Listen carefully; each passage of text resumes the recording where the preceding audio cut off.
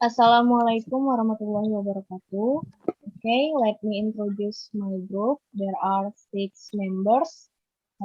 There are Asya, Anggun, Lestari, me, and Yuniarti, Safira Maharani, Hendry Yanto, Akbar, Maulana, Maghfiro, and Aditya. Today, we will present about effective business. And okay, I will explain about what is business writing.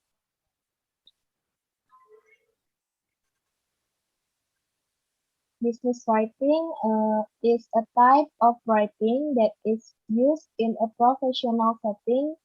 It is a purposeful piece of writing that conveys relevant information to reader in a clear, concise, and effective manner.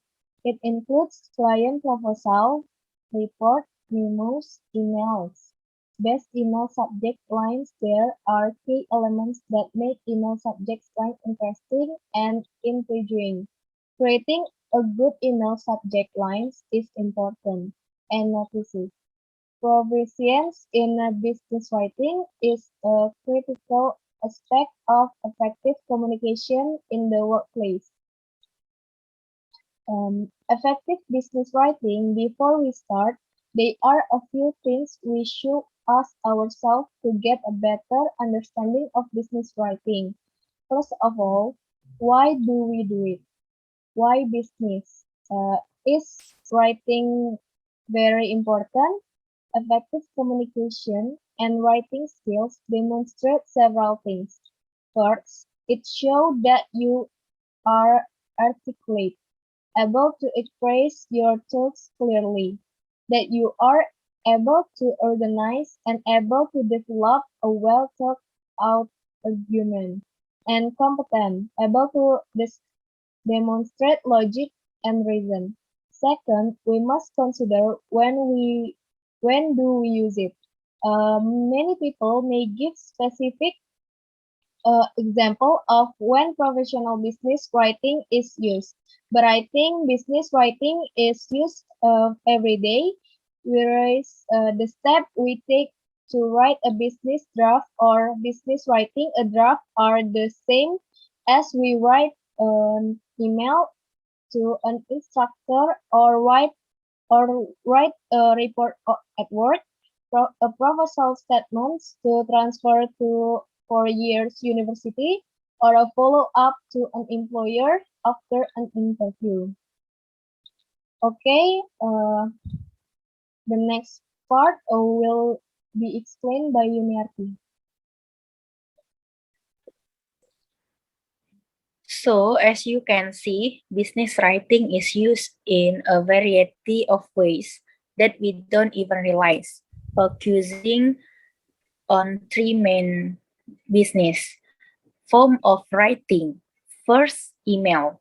An email can be a follow-up report, a request to an employer, or serve a complete different purpose. As you know, there are many emails and email types out there. Second, letters, which can come in the form of a cover letter and an external letter to a client or prospective client, or a broad business address. Finally, reports can be many things. Some examples are serving as a detailed summary of a report or analysis, or something as simple as a basic meeting overview where you are responsible for taking notes for the meeting. When writing in a professional setting, you should always consider 3 components, 2 of which must be considered before you start writing. The first is the audience. Knowing who you write to, purpose, what and why you are communicating, and clarity. Are you being clear and concise? These 3 considerations are important to think about when you start drafting your writing. This will help you to stay more organized and focused.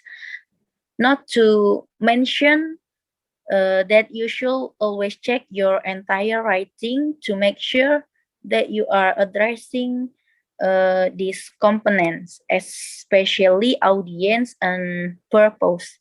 Okay, next part.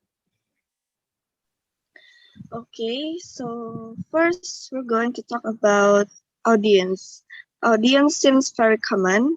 There are a lot of things that people think you need to consider for your audience, but it's easy to define your audience when you group them simply. Um, you should know about your audience. Are they from internal or external? Audience internal, it can be someone who work in organizations or company. It's like boss or your employee and others. But external, it's someone who work out of your organizations or company. It can be investor or client, and they are from internal or external member of your company or organization, and you should ensure that you are okay with the audience, but it will help you make decisions about words and sentences that you use in writing. You should think from the perspective of the readers to see everything's gonna be clear and concise. Okay, next will be explained by Henry. Writing. It may seem so simple that it falls by the wayside, but it's just as important to consider and take the time to think about it. As simple as considering what is your purpose in arguing, persuading, asking, proposing, explaining, announcing, following up. Remembering this has started to focus your writing, and this is very important because a simple word or a simple goals will have to provide direction for your writing. Hopefully, that doesn't make your audience think so what. Once you begin to define your goals, think more about the following: what information need to be communication, what important question need to be answered, and also what vocabulary and what verbs can use to convey my meaning. Let's practice this by combine our goals and audience. How would, how would you write a request to your boss to reschedule a meeting? Say, for example, you need the meeting rescheduled so that you have more time to prepare the materials. You want to give your you want to give to your boss or more time to practice presentation given not only to your boss but the other bosses as well. How will you convey this information? First, what information needs to be communication is the first thing we should consider. I think you first need to communicate that you want the meeting to be rescheduled for some reason.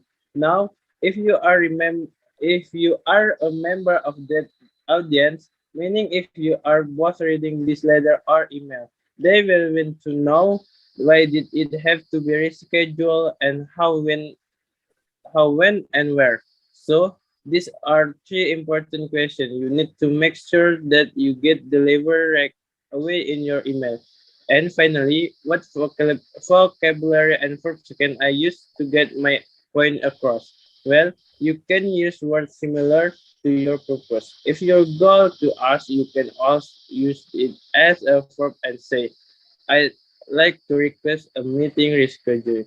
Word that suits specific purpose. Next, think about how you would write a letter asking an external marketing manager about advertising.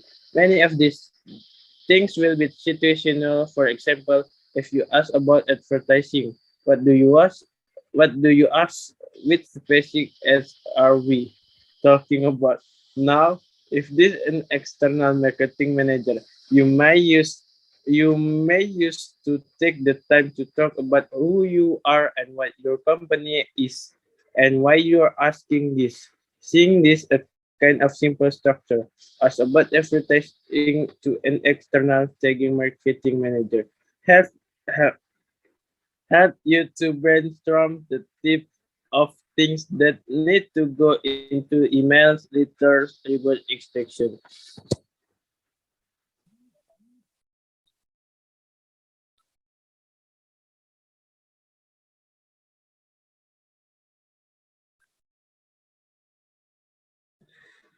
Finally, we need to consider clarity.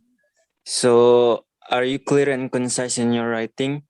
Oftentimes, we will save this until the end and use it to evaluate or edit our writing. Now, I know there are a lot of things to consider to be clear and concise. So, hopefully, I can break it down a bit more for you so you know what kind of checkpoints and checklists you need to look at when you start editing your writing. First, when practicing writing clearly and concisely, it's important to get to the point. State your goals, which we just discussed how to differentiate them, and then quickly go over the supporting details. Your supporting details are the 5 W's and 1 H: who, what, where, when, why, and how. All of this will be required for your writing. A good check for this is once you have finished writing, do even a highlighter or mental check and see if you have answered all the questions. If you have if you have a lot of extra details, you most likely won't need them and they can be removed. You only need questions and details that are relevant to members of your specific audience. Once your goal stated with your supporting details, you'll end with a call to action. Your invitation to act can be exact who is expected to do what and when. So let me reiterate that. You will start with your goal. Your first sentence will be the reason why you are writing to members of that audience. You will then go into your supporting details, answering who, what, where, when, why, and how, and other details can be omitted.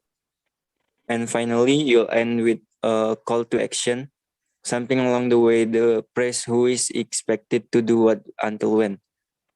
Now, visually, this should be all digestible information.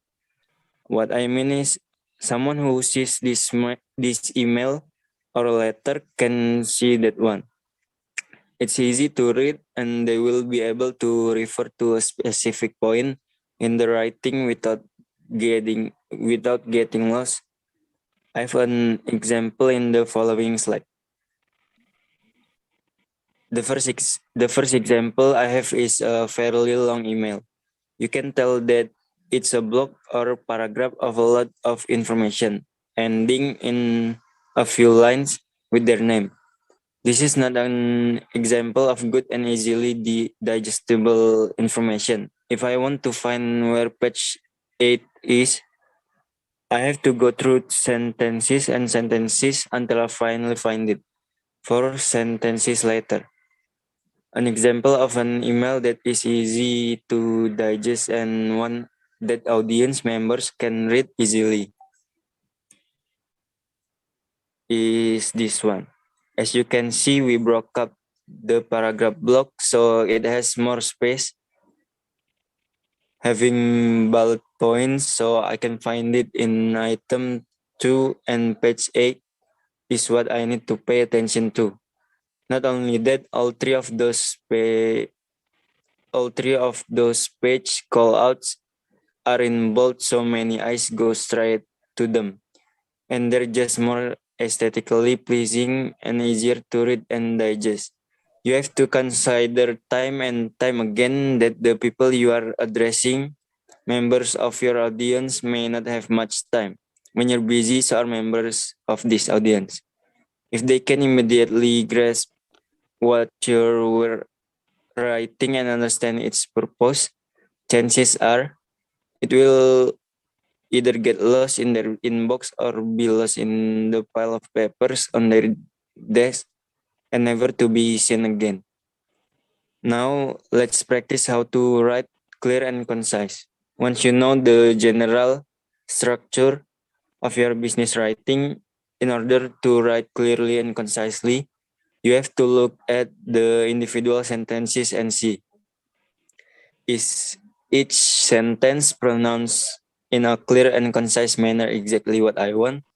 To evaluate that, there are several checks that you can look at which involve grammar, mechanics, punctuation that will help you to distinguish when you don't write too clearly or concisely. The first example is learning how to avoid adjectives and adverbs.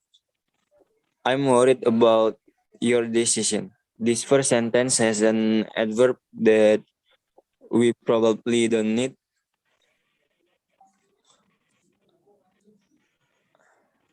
I await your decision is very direct and easy to say. You can also change it to something simpler. I'm looking forward to your decision. Second sentence, I like to suggest a slight revision to your proposal.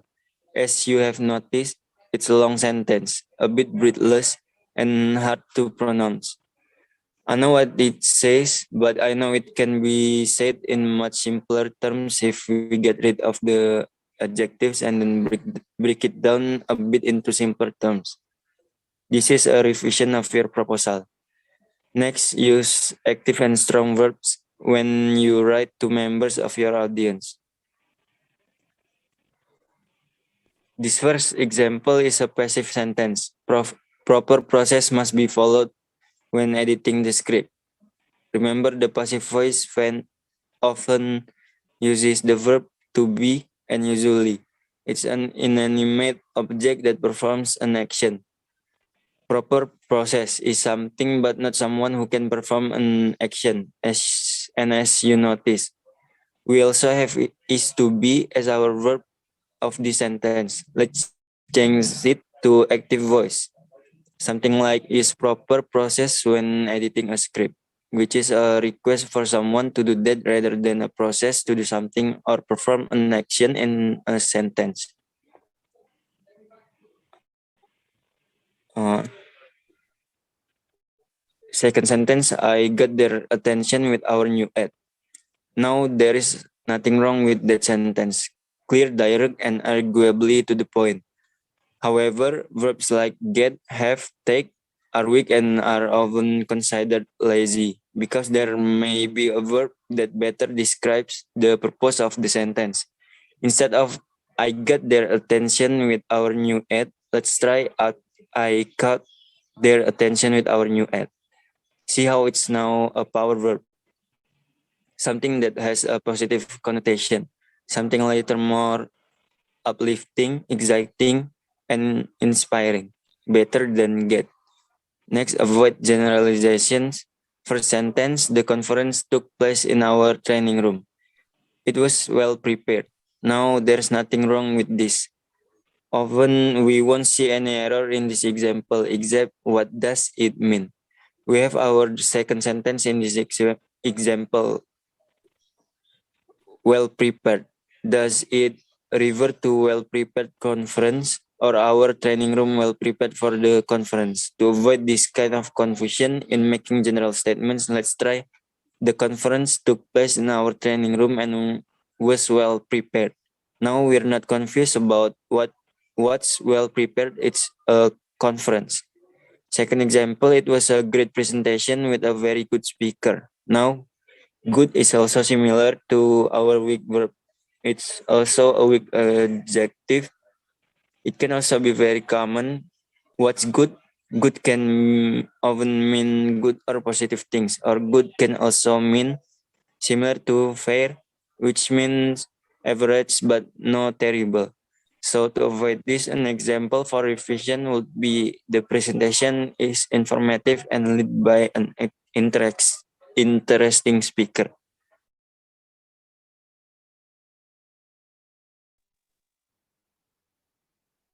Now, avoid jargon and cliché.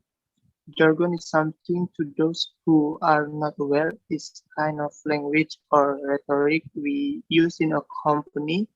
These are passive words the company has may understand the meaning behind it, but the outside company may not. Uh, and these are just common phrases we use instead of thinking more about what we are trying to say. Example, we will connect later about the interview. Connect, a bit generic to borderline cliche, but also she doesn't tell us how we are going to connect. Will we be connect by phone, face to face in meetings?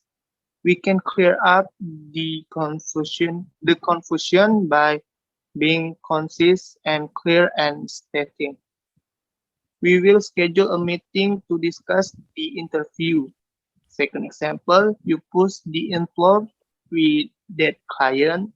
It's a fairly common cliche we hear around the office. Push the envelope sometimes can mean different things. Does that mean we commend you for taking the initiative and goes beyond what you do risk with that client? Or is that what you say you are taking a risk with that client? To avoid that confusion, we say you are taking a big risk by signing that client. Make sure to be specific about what you're talking about. Finally, make sure your supervisor is constantly monitoring. In the loop is a cliche that we wanna avoid as well. Instead, say be sure to keep your supervisor informed of your progress. See how it provides much more specific information about your plan of action. Next, watch your writing and see common grammatical errors that may be in your writing. The first is me versus myself. I versus myself is often difficult to grasp because we may not know how to be use me. I think a lot of the time in business writing, we think myself sounds a little more professional and formal. So we put in the sentence even though it should be me. This is this example. The document must be signed by Jeff and me. Correct. The answer is I. I always function as the object of your sentence. I myself can be used if someone has already done something in the beginning of the sentence. Our subject act and there is no object. An example would be I signed the document myself. As you have noticed, there is no required object after our verbs. We already had our subject performing the action, and that's why myself can be used at the end. When we talk about the person or thing that is taking action or being act upon at the end of a sentence, that's when we need I. Similar to this example, the document must be signed by Jeff and I. Two persons, I myself can never be used in place of a person or their name. Affects is your verb. Global warming is influenced by human cause. Influence is your verb. So as you know, in this example, we need the verbs. The whole company was affected by their last layoff.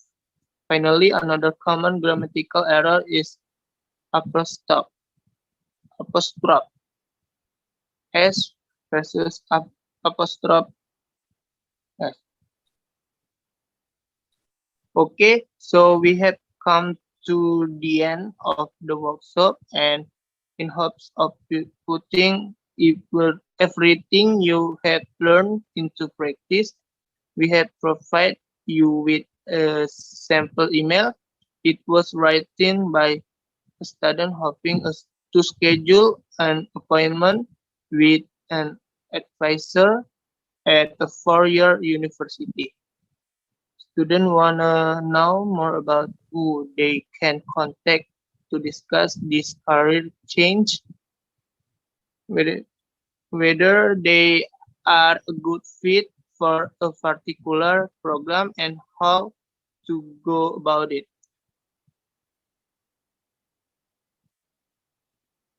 Giving specific like this now gives the admission more information on how and or who they can reach out to for the student, and then the student continues to end the email more concise. Instead of saying I anxiously wait your response, we say I look forward to. Instead of a more casual thanks, they add thank you. And rather than just stating their first name, they state their first and last name. Okay, well, now the conclusion. The conclusion from this effective business is that effective business writing is carried out by paying attention to 3 points: primary audience, purpose, and quality.